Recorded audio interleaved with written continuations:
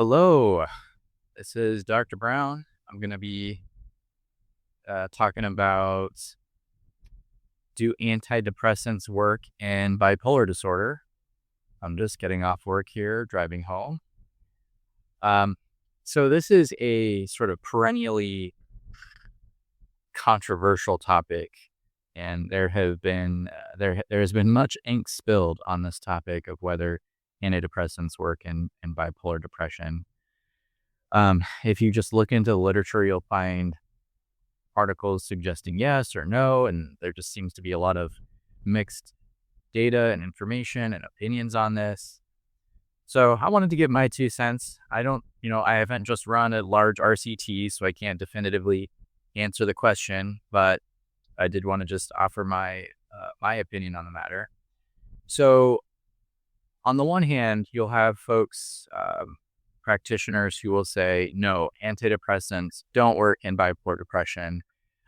There's no good evidence they work, and you should just avoid them at all costs. They're at best completely useless, and at worst, they're actively harmful, and they will increase the probability of a manic episode or a mixed episode or rapid cycling or whatever it may be. And you have other folks who say that no, antidepressants can be useful as long as they're used in combination with a mood stabilizer. I think the general consensus would be I don't think you'll find too many psychiatrists out there who are going to be prescribing antidepressants as monotherapy in someone with known bipolar disorder. So really the sort of conflict is over whether we should use them at all or whether we should just use them with a mood stabilizer. Or say an antipsychotic or something like that. I should point out that Symbyax, which is a olanzapine fluoxetine combination, was FDA approved for bipolar depression, and that is a combination of an antidepressant and an antipsychotic. And anytime the FDA approves a treatment, that means that that means there are at least a couple of reasonable randomized controlled trials demonstrating both safety and efficacy. So that's one data point to consider.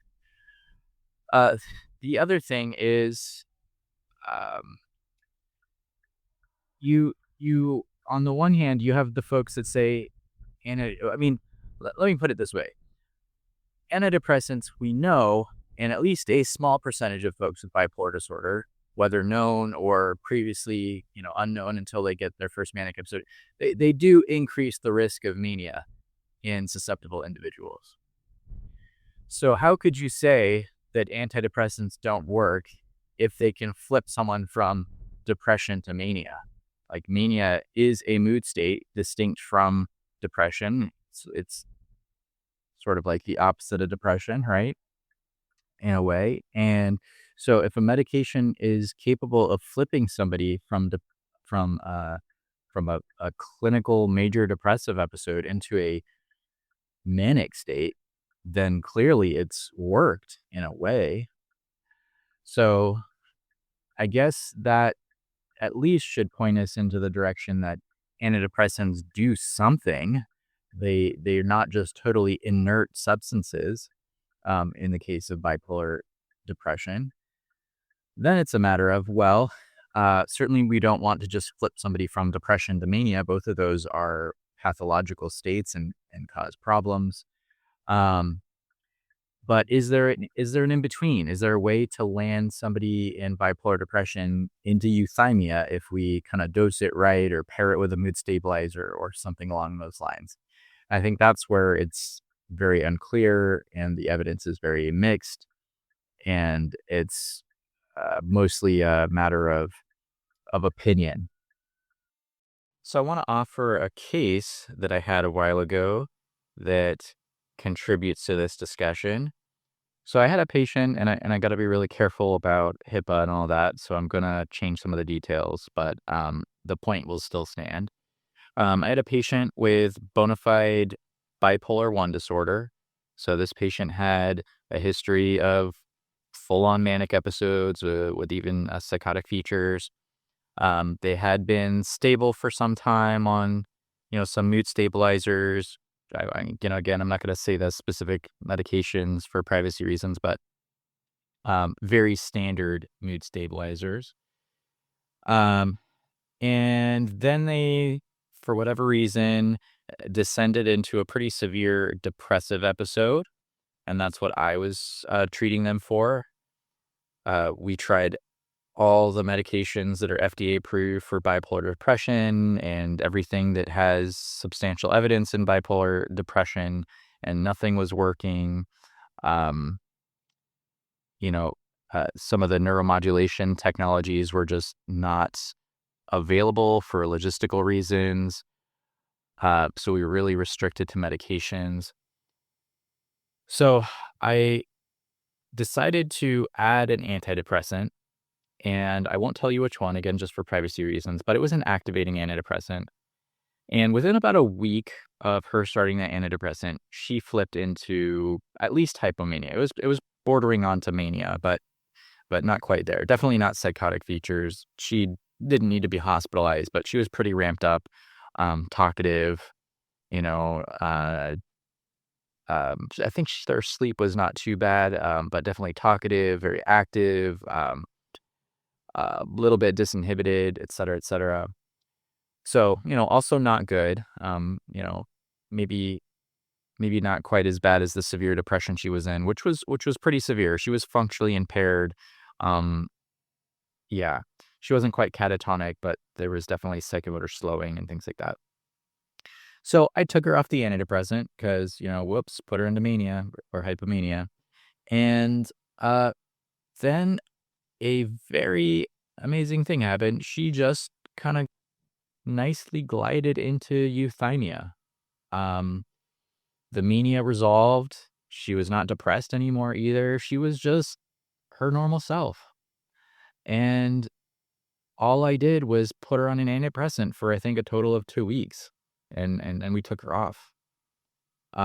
So that was a really interesting case. I think clearly in psychiatry, we're dealing with the brain. It's a complex system, and any medication that works on the brain is going to potentially have stochastic, that is to say, random effects on unpredictable effects.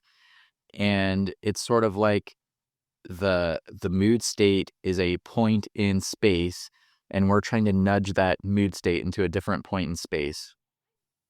And sometimes the medications kind of jostle the point around and move it to where we want to, and sometimes it doesn't.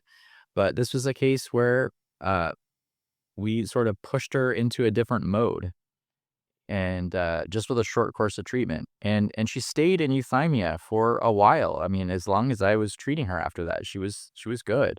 This was not just a short-lived flash in the pan. So that was really interesting. That's definitely not something that I generally would do. I mean, this was a move out of sort of desperation, given that nothing else had been working. Um, but that's, an interesting case that I think adds to this conversation about do antidepressants work in bipolar disorder. And that case certainly makes me think so in certain limited circumstances. When you've got a really classic case of bipolar disorder where, they have these discrete mood episodes, and perhaps the antidepressant can just move them from one mode to another. I don't think it works too well for people that have more of a chronic pattern, where it's more of a persistent depressive disorder, dysthymia. Well, I shouldn't say that. I mean, that's not bipolar disorder at that point, but when their symptoms seem to have a more psychosocial aspect. So I think you've got to have a good formulation. In this case, the patient, it seemed to be very biological. Nothing in their life had changed. They just kind of flipped into this depressive mode, and then we flipped them back.